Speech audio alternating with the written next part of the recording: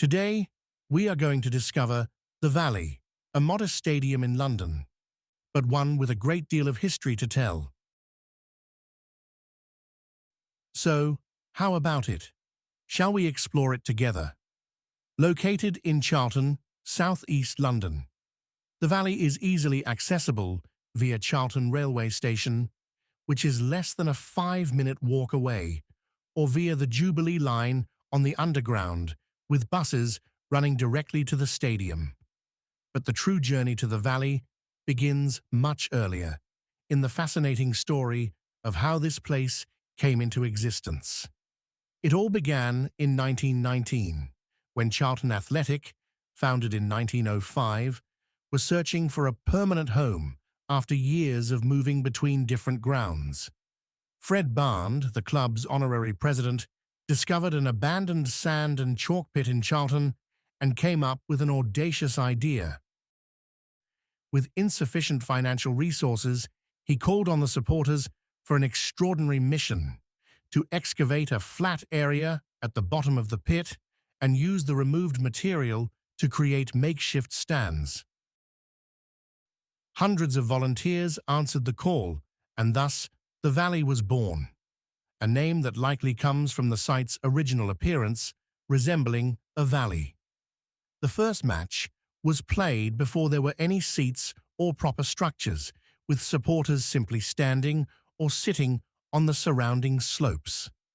This unique beginning created an exceptionally strong bond between the club and its fans, one that endures to this day.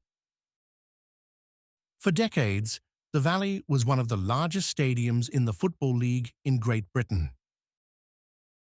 There was a brief period between 1923 and 1924 when Charlton played at the Mount in Catford, but the club soon returned to its true home. The stadium was also the subject of a curious proposal in 1967 when a racing promoter attempted to turn it into a British League speedway track, but the idea was rejected due to concerns over noise.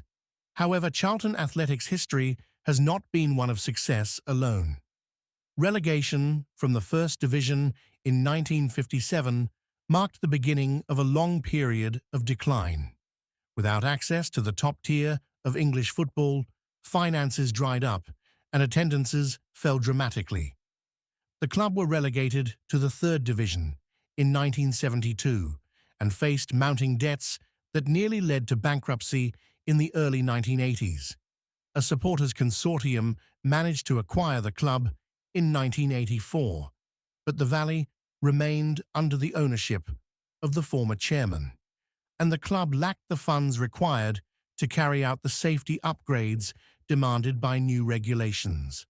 As a result, in 1985, Charlton left the Valley and began a 7-year exile, first ground sharing at Selhurst Park with Crystal Palace and later at Upton Park with West Ham United.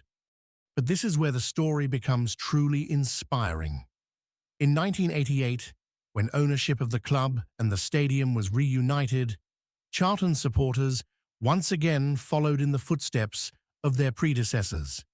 Thousands volunteered to clear the site, burning debris in a huge bonfire on the pitch itself. The club proposed a complete redevelopment of the stadium to allow a return, but Greenwich Council rejected the plans by a large majority. The response was extraordinary. Supporters formed their own local political party, the Valley Party, and stood candidates for almost every council seat in the 1990 local elections. The party secured an impressive 15,000 votes, successfully pressuring the council into approving the redevelopment plans. In 1991, reconstruction began, and after delays, the stadium finally reopened in December 1992. Since then, the Valley has undergone remarkable transformation. The north, east, and west sides were almost entirely rebuilt, increasing the capacity to over 27,000 by December 2001, just as Charlton were enjoying their most successful period in the Premier League. At one point, The club even aimed to expand the stadium to more than 40,000 seats, but these plans were abandoned following relegation in 2007. The stadium is divided into four main sections. The covered end, with a capacity of 9,143, is where a safe standing area was introduced in 2024, providing 1,064 places across the back 8 rows. The North Stand, also with 9,743 seats, is home to the stadium's most passionate supporters, including the drum section, as well as restaurants and executive boxes. The Alan Kirbishley Stand at the East End has a capacity of 5,802 and was built in 1993-94, replacing the old and vast East Stand, which had remained closed since the mid-1980s. The West Stand, the largest in the stadium with 8,097 seats, was constructed in 1998 and houses the club offices, directors' boxes, changing rooms, and the retail centre, as well as a statue of Sam Bartram, widely regarded as the greatest player in Charlton'S history. Finally, the Jimmy Seed Stand, with 3,469 seats, is the oldest part of the stadium, dating from the early 1980s, and is named after the legendary manager who led the club to FA Cup glory in 1947. This stand is traditionally used for away supporters and is the only section of the stadium that still features a supporting pillar. Charlton Athletic have been the main occupants of the Valley since their return in 1992, and the stadium has also hosted events beyond football.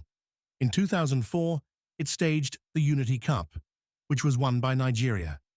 In 2017, the stadium hosted a charity match between the YouTube group Sidemen and the YouTube All-Stars, raising $210,000 for the NSPCC and the Charlton Athletic Community Trust. Looking to the future, the Valley continues to evolve. In 2024, the club announced significant investment, including the installation of a new Deso, now Grassmaster hybrid pitch, funded by a six-figure contribution from the owners and a $750,000 grant from the Premier League Stadium Fund. As part of this investment, Charlton women began playing all of their home matches at the Valley for the first time, making their debut there on 28 April 2024 with a 2-0 victory over Southampton. The club also introduced one of the UK's first dedicated youth sections for supporters, reinforcing its commitment to the community. The Valley is more than just a stadium. It is a testament to the power of collective passion, resilience, and the deep love a community can have for its club. From a valley carved out by volunteers in 1919 to the modern investments of 2024, every stone, every seat, and every redevelopment tells the story of people who never gave up on their home. If you enjoyed it, leave a like. And before you go, I've left another video for you in the card. Click and watch.